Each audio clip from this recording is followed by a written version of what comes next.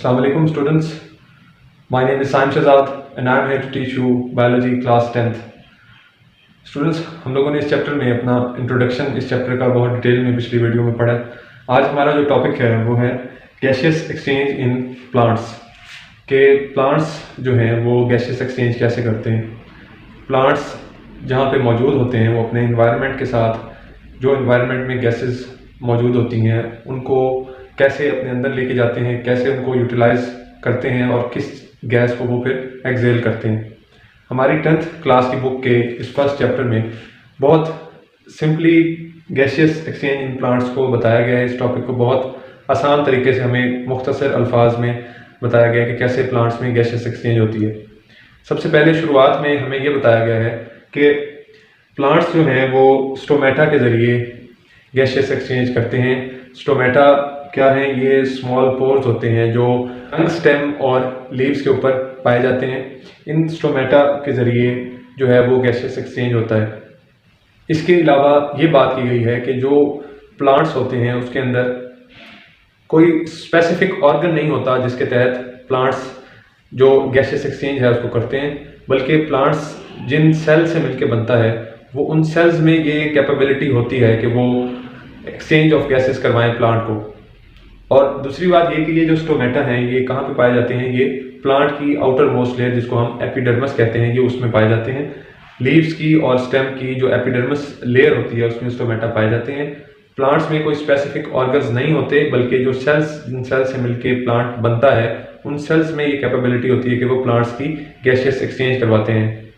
एक बात और बताई गई है हमें कि यंग स्टेम्स में और लीव्स में जिनके अंदर मेसोफिल सेल्स पाए जाते हैं, मेसोफिल सेल्स हमने क्लास 9th में पढ़ा था कि पैरेन्काइमा सेल्स को एक्चुअली मेसोफिल सेल्स भी कहा जाता है। ये भी गैसियस एक्सचेंज करवाते हैं। और यंग स्टेम्स में और लीव्स में स्मॉल एयर स्पेसेस होती हैं जिसके तहत गैसियस एक्सचेंज होता है। Small air spaces, small spaces होती हैं किन में? लीव्स में और यंग स्टेम्स में जो गैसियस एक्सचेंज का बायस बनती हैं वो एयर स्पेसेस। तो एयर स्पेसेस की वजह से भी गैसियस एक्सचेंज होती है किन में?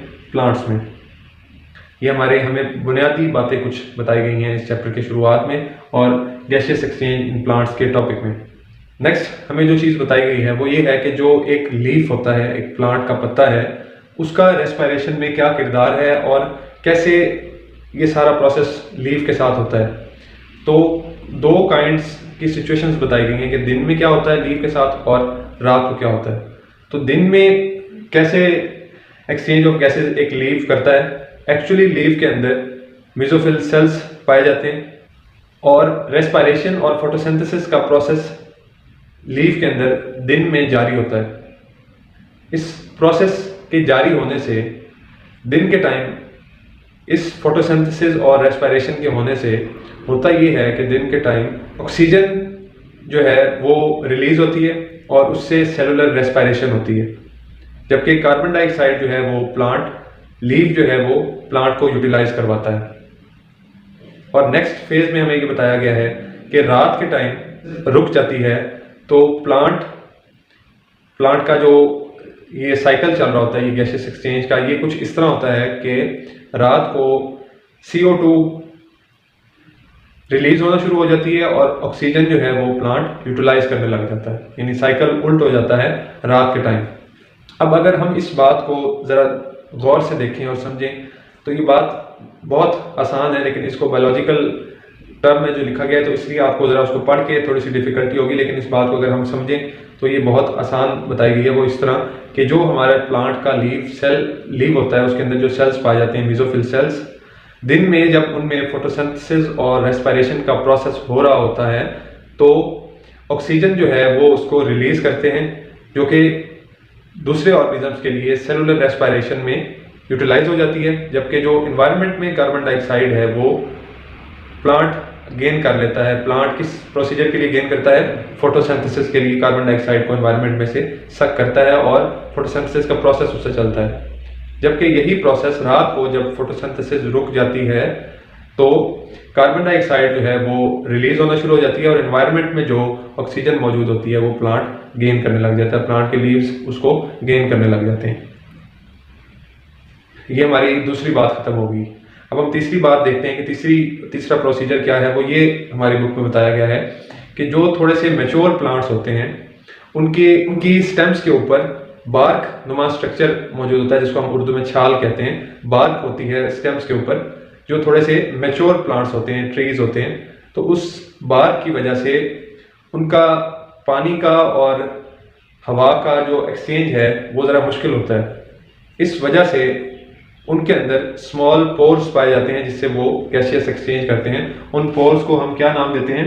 लेंटिकल्स का नाम देते हैं। उन पोर्स को हम लेंटिकल्स कहते हैं क्योंकि वो बार्क आ जाती है उस मैच्योर प्लांट के ऊपर, तो उस बार्क की वजह से गैसियस एक्सचेंज मुश्किल होता है और वहाँ पे एयर स्पेसेस, वहाँ पे स्मॉल पोर्स स्ट्रक्चर बन जाते हैं जो गैसेस एक्सचेंज करवाते हैं, जिनको हम लेंटिकल्स कहते हैं। और लेंटिकल्स के साथ ही एक ये लफ्ज़ यूज़ किया गया कि इम्परवियस। इम्परवियस से मुराद है कि गुजरने में दुश्वारी होना। गुजरने में दुश्वारी होना किसका? वाटर वेपर्स का और गैसेस का। तो ये थी हमारी तीसरी बात जो कि हमारी गैसियस एक्सचेंज इन प्लांट्स में की गई है। अब हम लास्ट बात की तरफ चलते हैं इस टॉपिक की। तो लास्ट पे हमें ये बताया गया है कि जो बताई गई है कि गैसेस जो हैं वो प्लांट की रूट्स में भी, ज़मीन के अंदर सॉइल में भी पाई जाती हैं और वो रूट्स के अंदर डिफ्यूज़ करती हैं और वो अंडर द अर्थ मौजूद होती हैं गैसेस, और गैसियस एक्सचेंज जो है वो रूट्स भी कर रही होती हैं। इसके बाद हमें एक्वेटिक प्लांट्स का बताया गया कि एक्वेटिक प्लांट्स जो पानी में मौजूद होते हैं, वो जो पानी के अंदर डिजॉल्व ऑक्सीजन होती है उसको वो यूटिलाइज करते हैं और पानी में ही कार्बन डाइऑक्साइड को रिलीज करते हैं। तो एक्वेटिक प्लांट्स का गैसियस एक्सचेंज का प्रोसीजर कुछ इस तरह से है कि वो डिजॉल्व ऑक्सीजन जो पानी में मौजूद होती है उसको सक करते हैं, जबकि रिलीज आउट किसको करते हैं? कार्बन डाइऑक्साइड को वो रिलीज आउट कर देते हैं। तो ये था हमारा गैसियस एक्सचेंज इन प्लांट्स का टॉपिक। बहुत ही सिंपल है। अगर आप इसको आप एक दफ़ा रीड आउट करेंगे बुक से तो इंशाल्लाह आपको ये क्लियर हो जाएगा। अगर आपका कोई क्वेश्चन है तो कमेंट सेक्शन में ज़रूर पूछिए। साइम शहजाद को इजाज़त दीजिए। अल्लाह हाफ़िज़।